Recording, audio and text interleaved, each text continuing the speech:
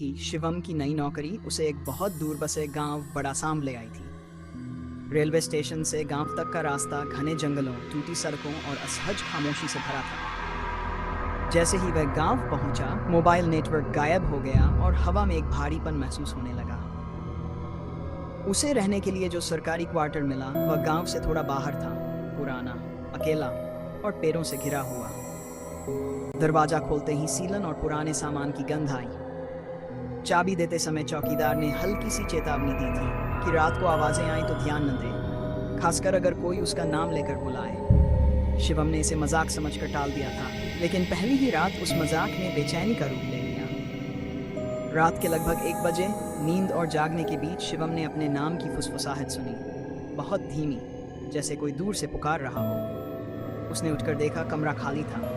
कुछ देर बाद वही आवाज़ फिर आई, इस बार साफ और स्पष्ट, और अब वह पीछे बने स्टोर रूम की ओर से आई। डर के बावजूद शिवम ने खुद को समझाया कि यह थकान या भ्रम होगा, लेकिन आवाज़ें हर रात लौटने लगीं। कभी खिड़की के पास, कभी दरवाजे के बाहर, और कभी इतनी पास कि जैसे कोई उसके कान में सांस ले रहा हो। अजीब बात यह थी कि आवाज़ डरावनी नहीं लगती थी, उसमें अपनापन था, जैसे कोई भूला हुआ रिश्ता उसे पुकार रहा था। दिन में शिवम ने स्टोर रूम की सफाई शुरू की, जहां उसे धूल भरे बक्सों के बीच एक पुरानी तस्वीर मिली। तस्वीर में 4 लोग थे, लेकिन एक औरत का चेहरा खुरचा कर मिटा दिया गया था। पीछे लिखा था, जो आवाज सुने वह कभी अकेला नहीं रहता। यह पढ़कर उसके भीतर अजीब सी सिहरन दौड़ गई। उसी शाम उसने गांव के एक बुजुर्ग से बात की, जिसने बताया कि कभी इसी क्वार्टर में शिवनाथ नाम का कर्मचारी रहता था, बहुत अकेला, बहुत चुप। एक रात वह जंगल में जाकर खुद को जला बैठा और मरते वक्त बार बार यही कहता रहा कि कोई उसका नाम ले ले। यह सुनते ही शिवम को समझ आया कि आवाजें उसके नाम के पीछे क्यों छिपी थी। उस रात शिवम ने ठान लिया कि वह आवाजों को जवाब नहीं देगा, चाहे कुछ भी हो। मगर आधी रात को वही आवाज फिर आई, इस बार रोते हुए, शिवम, तुम ही हो ना? डर और सहानुभूति के बीच फंसे शिवम के मुंह से अनजाने में निकल गया, कौन हो तुम?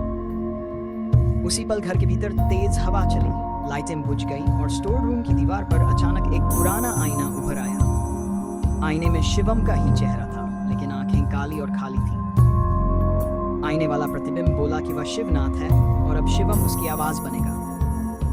इससे पहले कि शिवम कुछ समझ पाता, आईना टूट गया और अंधेरा फैल गया। सुबह गांव वालों ने क्वार्टर का दरवाजा खुला पाया। अंदर शिवम कहीं नहीं था, बस दीवार पर उंगलियों से लिखा था, यहाँ कोई अकेला नहीं रहेगा। तब से बड़ा सामने लोग कहते हैं कि अगर रात के सन्नाटे में कहीं कोई आपका नाम पुकारे तो पलटकर मत देखिए, क्योंकि कुछ आवाजें नाम नहीं बुलाती, वे अपनी जगह किसी और को दे देती हैं।